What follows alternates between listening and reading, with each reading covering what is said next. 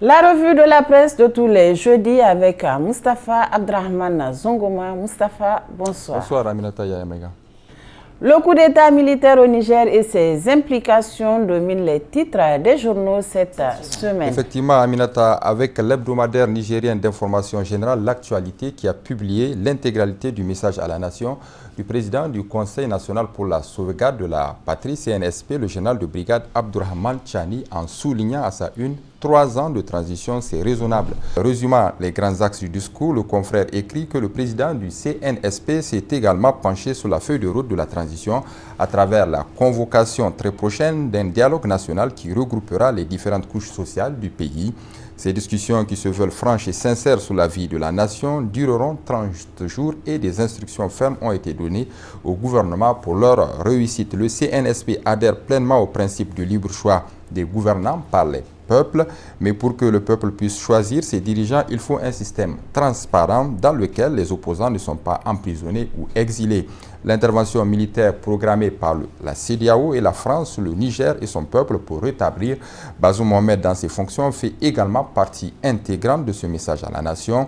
On ne veut pas faire la guerre contre nos frères avec lesquels on était hier au front, mais si on nous agresse, ils comprendront que ce n'est pas une promenade de santé, avait soutenu le général de brigade Abdourahmane Tchani dans ce message à la nation relayé par le journal L'actualité de cette semaine.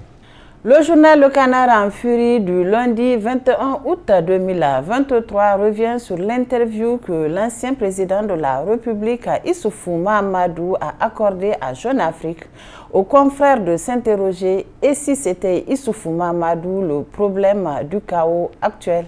Le journal écrit dans son propre camp politique, certaines voix se sont élevées pour accuser l'ex-président de la République, Issoufou Mahamadou, d'être commanditaire du coup d'État que vient de perpétrer son ancien chef de la sécurité, le général de brigade Abdourahmane Tchani, contre les institutions de la 7e République, y compris au sein de l'organisation des jeunes de Tareya OJT. Cette opinion est largement répandue. Certains partisans de l'ex-président se sont d'ailleurs précipités sur les réseaux sociaux pour tenter de balayer d'un revers de la main une telle accusation. Contraint de céder le pouvoir au terme de son second et dernier mandat, le stratège du Dandaji avait cru trouver une façon plus subtile de perpétuer son règne sur le pays en désignant un successeur au sein de sa famille politique, le PNDS Tareya, à la personne de Bazoum Mohamed.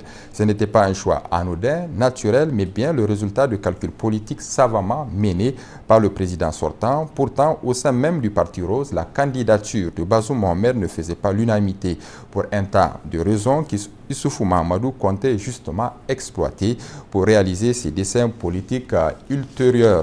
Récemment, dans une tribune libre, l'ancien directeur de publication du journal La Voix du Citoyen, un certain Ali Chekou, un rose pur jus et compagnon syndical de longue date de Bazoum, pointait du doigt la responsabilité première d'Issoufou Mahamadou dans la tragédie actuelle que vit Bazoum.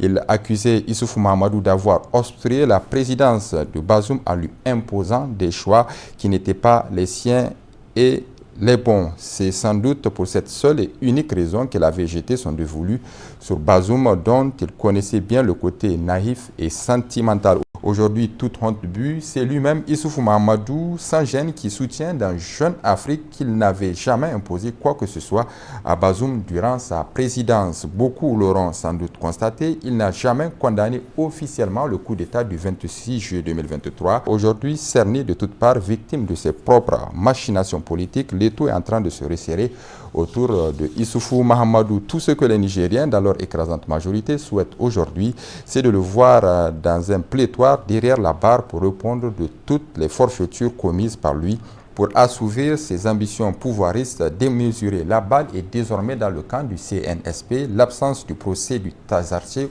aurait en grande partie enfanté le règne calamiteux du régime de la Renaissance, conclut le journal.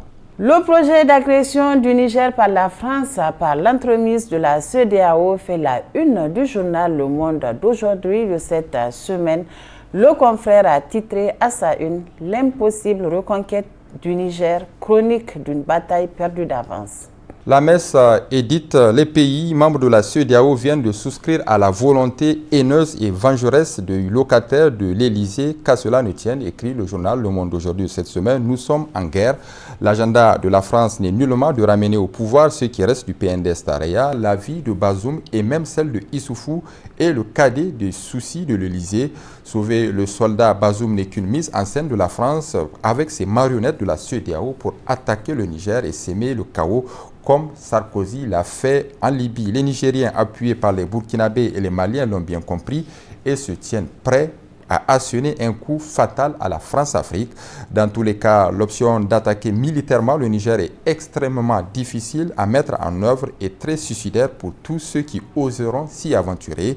Aucune armée de l'espace CEDEAO ne saurait tenir longtemps face à la force de frappe, la détermination, l'expérience et le courage des forces armées nigériennes.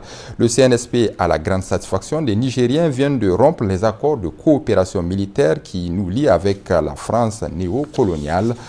Il reste à présent, comme le réclament d'ailleurs beaucoup d'activistes nigériens, la rupture des accords de coopération sur les ressources extractives du Niger et les accords de coopération monétaire afin de créer une nouvelle monnaie avec les pays de l'Ouest francophone, anglophone et lusophone qui se seraient débarrassés de la tutelle néocolonialiste et impérialiste française. Nous osons espérer que d'ici la fin de la transition socio-politico-économique en cours, notre pays aura parachever la rupture de tous ces liens organiques avec la France et qui ont bloqué des décennies durant l'amorce d'un décollage économique du Niger et des autres pays francophones d'Afrique, estime le journal. Autant le PNDS-Taraya qui bat déjà de l'aile est voué à une mort certaine.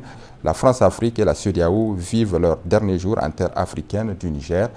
Et puis Aminata, avant de nous quitter, cet autre titre qui parle également de la situation qui prévaut dans notre pays, c'est le titre du journal Mouria, La Voix du Niger, numéro 411 du 18 août 2023. Le journal a titré « 3 actions principales préoccupations intéressent les Nigériens pour réussir la transition politique ».